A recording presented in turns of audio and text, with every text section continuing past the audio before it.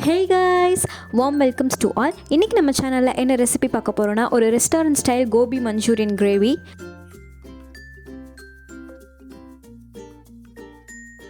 And இந்த manchurian gravy செய்கிறதுக்கு பார்த்தீங்கன்னா ரொம்ப பேசிக்கான இன்க்ரீடியன்ஸும் அதோட கொஞ்சம் சாசஸும் தான் வேணும். வாங்க இப்போ எப்படி செய்கிறதுன்னு பார்க்கலாம்.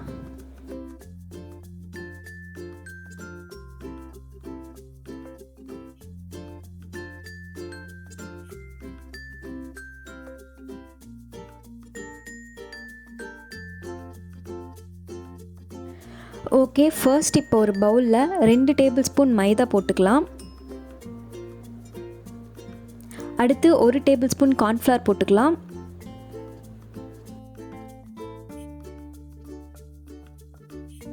நெக்ஸ்ட் பார்த்தீங்கன்னா ஜிஞ்சர் கார்லிக் பேஸ்ட் போட்டுக்கலாம். 2 டேபிள் ஸ்பூன் போட்டால் போதும். அதோடவே சால்ட்டும் கொஞ்சம் போட்டுக்கலாம். நெக்ஸ்ட்டு டார்க் சோயா சாஸ் போட்டுக்கலாம். 1 ஸ்பூன் போதும். போட்டுட்டு நல்லா அதை மிக்ஸ் பண்ணிக்கலாம். லைட்டாக தண்ணி ஊற்றி மிக்ஸ் பண்ணிக்கலாம். ரொம்ப லைட்டாக ஊற்றினா போதும், நமக்கு பேஸ்ட் மாதிரி இருந்தால் போதும். அடுத்து சில்லி பவுடர் போட்டுக்கலாம். இதையும் போட்டு நல்லா மிக்ஸ் பண்ணிக்கலாம். ஸோ இந்த கன்சிஸ்டன்சி ரொம்ப கரெக்டாக இருக்கும். இப்போது நம்ம சாப் பண்ணி வச்சுருக்க காலிஃப்ளவர் எல்லாத்தையும் போட்டு நல்லா இதில் மிக்ஸ் பண்ணி கோட் பண்ணிக்கலாம். மேரினேட் பண்ணுன்ற தேவையில்லை. உங்களுக்கு வேணும்னா நீங்கள் மேரினேஷன் கூட பண்ணிக்கலாம்.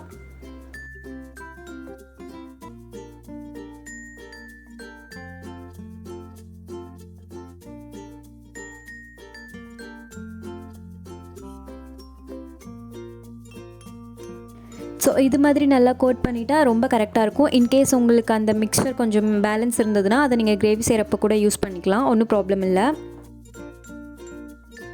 நெக்ஸ்ட் பேன் நல்லா ஹீட்டானோட்டி ஆயில் விட்டுக்கலாம். ஆயில் நல்லா சூடானோட்டி நம்ம ரெடி பண்ணி வச்சுருக்க காலிஃப்ளவர் மிக்சரை அதில் போட்டு நல்லா ஃப்ரை பண்ணி எடுத்துக்கலாம். டீப் ஃப்ரை பண்ணிக்கலாம்.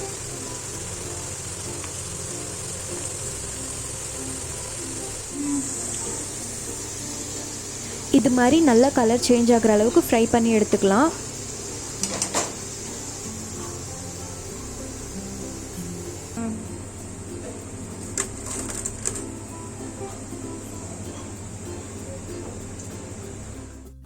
ஓகே, நம்ம காலிஃப்ளவர் ஃபுல்லுமே நல்லா ஃப்ரை பண்ணி எடுத்ததுக்கப்புறம் ஒரு பேனில் ஹீட்டானோட்டி ஆயில் விட்டுக்கலாம்.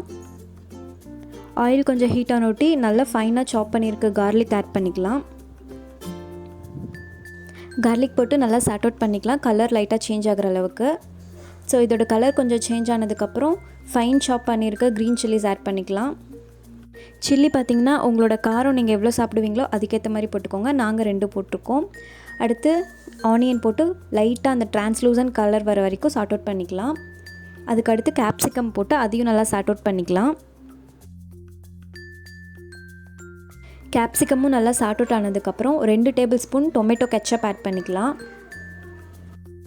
அடுத்து பார்த்திங்கன்னா 1 spoon red chilli sauce add பண்ணிக்கலாம். நெக்ஸ்ட் பார்த்திங்கன்னா dark soya sauce 2 spoon add பண்ணிக்கலாம்.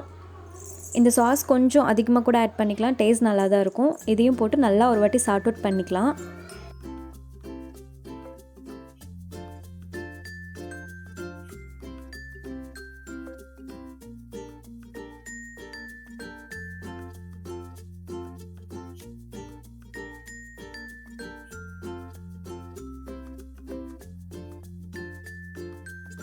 சாஸஸ் நல்லா குக் ஆனோட்டி நம்ம ஃப்ரை பண்ணி வச்சுருக்க காலிஃப்ளவர்ஸ் ஆட் பண்ணிக்கலாம்.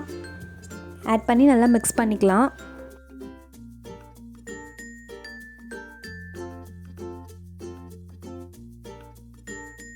நெக்ஸ்ட் பார்த்திங்கன்னா ஒரு ஹாஃப் லெமனை ஸ்க்வீஸ் பண்ணி எடுத்துக்கலாம். ஹாஃப் லெமன் ரொம்ப கரெக்டாக இருக்கும். அடுத்து 1 டம்ளர் கிளாஸில் 1 ஸ்பூன் கார்ன்ஃப்ளவர் போட்டு நல்லா மிக்ஸ் பண்ணி கார்ன்ஃப்ளவர் வாட்டர் ஆட் பண்ணிக்கலாம். ஏன்னா கொஞ்சம் இது கிரேவி திக்கன் ஆகும், அதுக்காக. இன்கேஸ் கார்ன்ஃப்ளவர் இல்லாட்டினா ரைஸ் ஃப்ளார் கூட யூஸ் பண்ணிக்கலாம். எல்லாத்தையுமே நல்லா மிக்ஸ் பண்ணிக்கலாம்.